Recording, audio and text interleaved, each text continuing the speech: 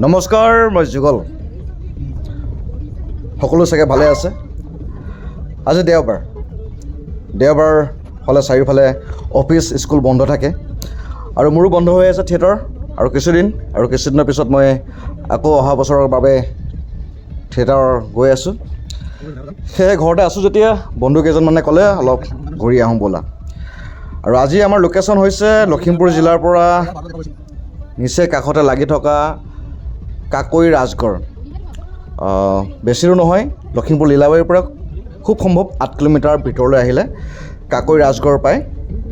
আৰু এয়া দেখিছে, আমি ৰাজগড় পোৱা আগে এডোখৰ ঠাই আছে, যিডোখৰ ঠাইত বৰ্তমান পানী হৈ আছে আৰু যিহেতু বৰষুণ দি আছিলে। আৰু হ'লেও ঠাইডোখৰ বৰ সুন্দৰ লাগিছে। দুই এটা পিকনিক প্লেচ ইয়াতে বহিছে, কিন্তু আমি ইয়াত নবহোঁ, আমি একেবাৰে অৰুণাচলৰ ভিতৰত বহিমগৈ। খুব সুন্দৰ এটা লোকেশ্যন তাতে দেখা পাব। ব'লক, যিমানটো পাৰোঁ দেখুৱাবলৈ চেষ্টা কৰিম। বতৰ খুব বেয়া আৰু গোটেই ৰাস্তাটো পানীয়ে হৈ আছে। বৰ্তমান আমি অসমৰ সীমা পাৰ হৈ অৰুণাচলৰ সীমাত সোমাই গ'লোঁ আৰু দেখিছেই নহয়, অৰুণাচলৰ সীমাত সোমাই দিয়াৰ লগে লগে ৰাস্তা ধুনীয়া হৈ গ'ল।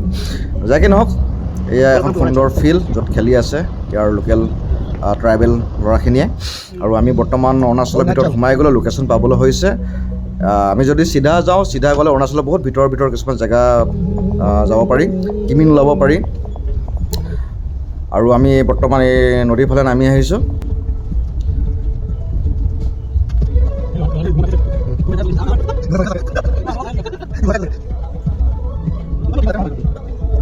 ৰাস্তাটো অলপ ঠেক, যিহেতু পাহাৰীয়া ৰাস্তা নতুনকৈ বনাইছে।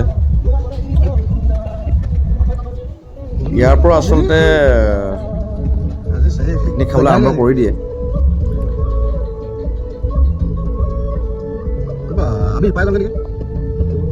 এয়া পাই গ'লেই। আজি বহুত মানুহ, বহুত গাড়ী দেখিছোঁ। যিহেতু আজি দেওবাৰ, মানুহ বহুত আছে আজি।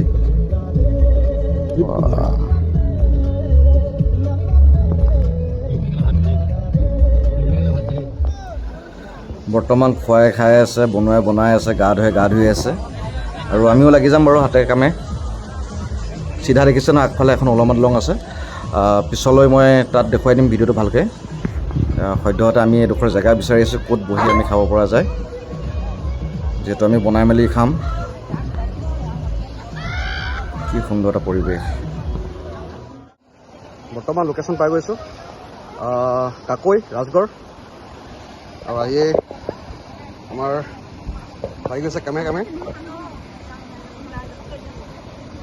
মমই কি কৰিছা? মমই কি কাটিছানো? মমা মেইন ৰান্ধনি ন? এইফালে ডিম খাই বোলে গৰম। আন্দা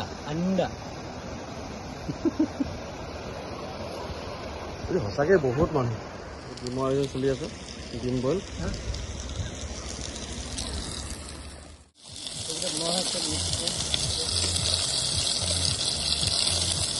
ডিম দিয়া চলি আছে।